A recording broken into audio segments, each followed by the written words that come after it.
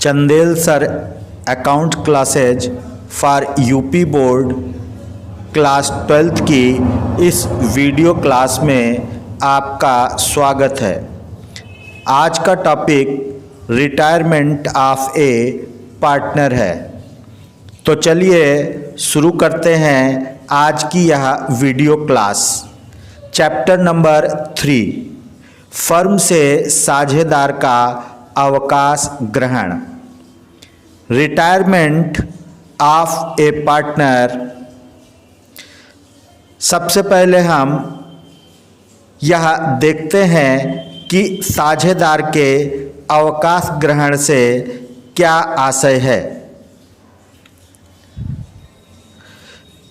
जब किसी साझेदारी फर्म का कोई साझेदार फर्म से अपना संबंध समाप्त करता है, अर्थात फर्म से पृथक हो जाता है, तो इसे साझेदार का फर्म से अवकाश ग्रहण कहते हैं।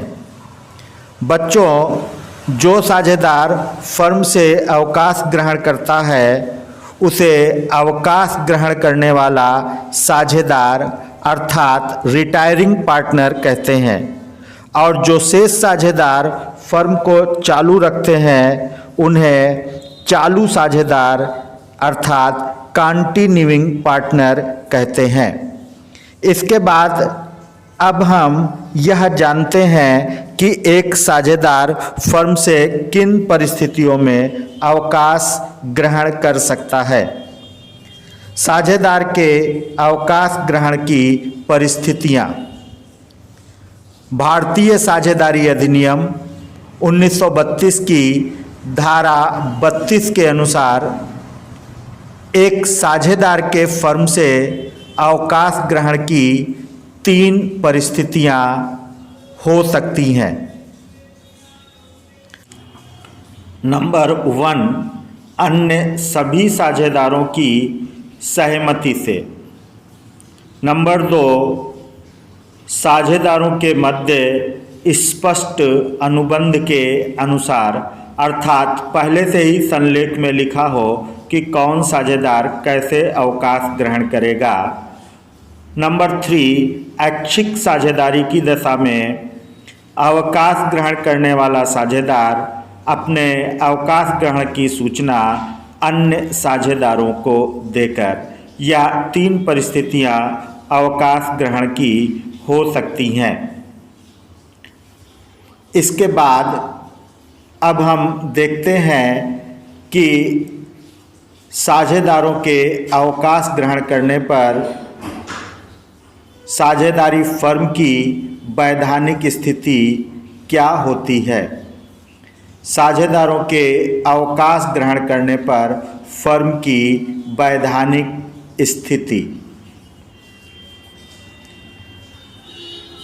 साझेदार के अवकाश ग्रहण करने पर साझेदारी फर्म के अस्तित्व पर कोई प्रभाव नहीं पड़ता है, अर्थात फर्म चालू रहती है। केवल साझेदारी का समापन होता है, साझेदारी फर्म का नहीं। साझेदारी से आशय उन नियमों व शर्तों से है जिनके आधार पर साझेदारी फर्म का संचालन होता है। इनमें कोई भी परिवर्तन साझेदारी का समापन कहलाता है, साझेदारी फर्म का समापन नहीं। अवकाश ग्रहण इसी का उदाहरण है। इससे साझेदारी फर्म बंद नहीं होती है। तो चलिए इस बेसिक जानकारी के बाद हम इस चैप्टर के सबसे महत्वपूर्ण भाग पर आते हैं।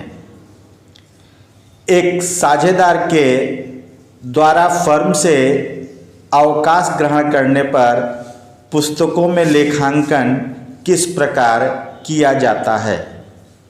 इस संबंध में हमें यह ध्यान रखना चाहिए कि संपत्तियों एवं दायित्वों का पुनर्मूल्यांकन,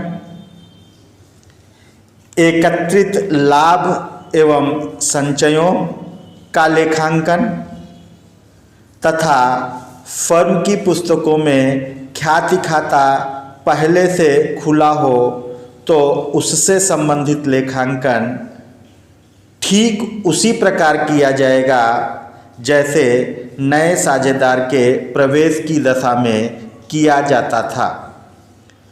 अतः इनका लेखांकन इस वीडियो क्लास में स्पष्ट नहीं किया जाएगा। इनके अतिरिक्त जो अन्य अवकाश ग्रहण संबंधी लेखांकन की समस्याएं हैं, हम उन पर यहाँ विस्तार से चर्चा करेंगे। इनमें से सबसे प्रमुख समस्या अवकाश ग्रहण की दशा में ख्याति से संबंधित लेखांकन है।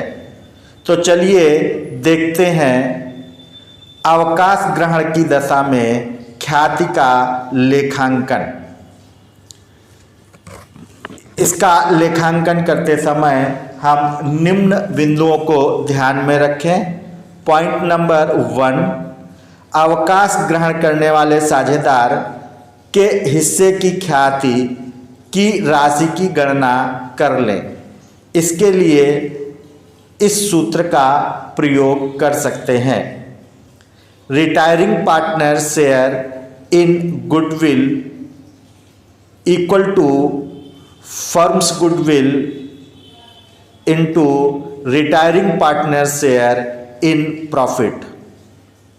पॉइंट नंबर 2, अवकाश ग्रहण करने वाले साझेदार के हिस्से की ख्याति को शेष साझेदारों में उनके प्राप्ति अनुपात अर्थात गेनिंग रेशियो में विभाजित कर दें। ठीक है, या सदैव ध्यान रखें अवकाश ग्रहण की दशा में ख्याति का विभाजन प्राप्ति अनुपात में होगा।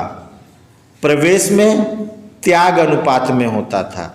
ठीक है, यदि प्रश्न में गेनिंग रेशियो या नए लाभ विभाजन अनुपातों के बारे में कोई स्पष्ट सूचना ना हो तो पुराने लाभ विभाजन अनुपातों से अवकाश ग्रहण करने वाले साझेदार का हिस्सा हटा दें। शेष बचे अनुपात प्राप्ति अनुपात होंगे। उदाहरण के लिए ए, बी एवं सी एक फर्म में 3:2:1 के साझेदार हैं। बी फर्म से अवकाश ग्रहण करता है तो पुराने अनुपात 3:2:1 से बी का अनुपात 2 हटा देंगे। इस प्रकार गेनिंग रेशियो इक्वल टू 3:1 होगा। Point number 3,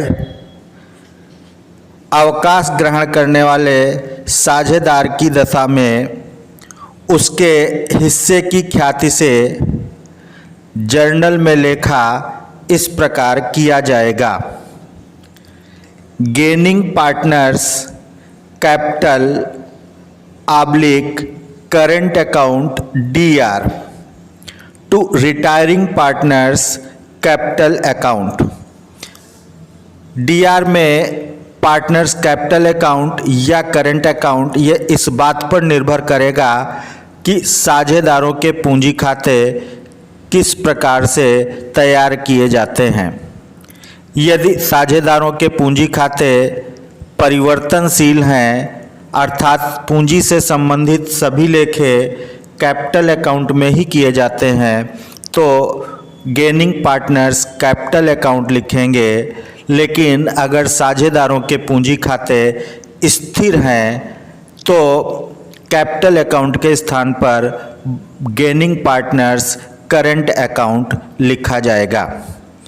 narration being retiring partners share in goodwill adjusted by remaining partners in their gaining ratio. साझेदारों के पूंजी खातों में इसकी पोस्टिंग इस प्रकार की जाएगी। पार्टनर्स कैपिटल अकाउंट की क्रेडिट साइड में by gaining partners capital oblique current account जैसी भी स्थिति हो, और अमाउंट रिटायरिंग पार्टनर्स के कॉलम में लिखी जाएगी। ठीक है, गेनिंग पार्टनर्स कैपिटल अकाउंट तब लिखेंगे जब पूंजी खाते परिवर्तनशील हों, और गेनिंग पार्टनर्स करंट अकाउंट उस स्थिति में लिखा जाएगा जब साझेदारों के पूंजी खाते स्थिर हों।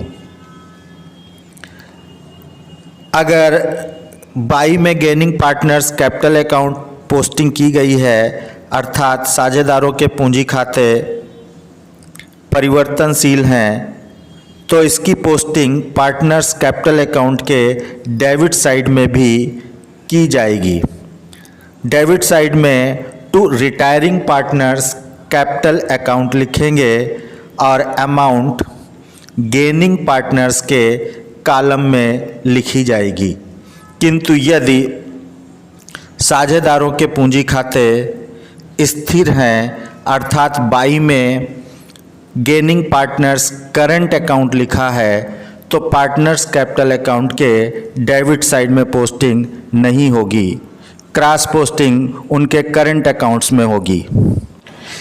यहाँ पर यह ध्यान रखने की आवश्यकता है कि यदि किसी साझेदार ने गेन नहीं किया है तो उसके कैपिटल या करंट अकाउंट को डेबिट नहीं किया जाएगा।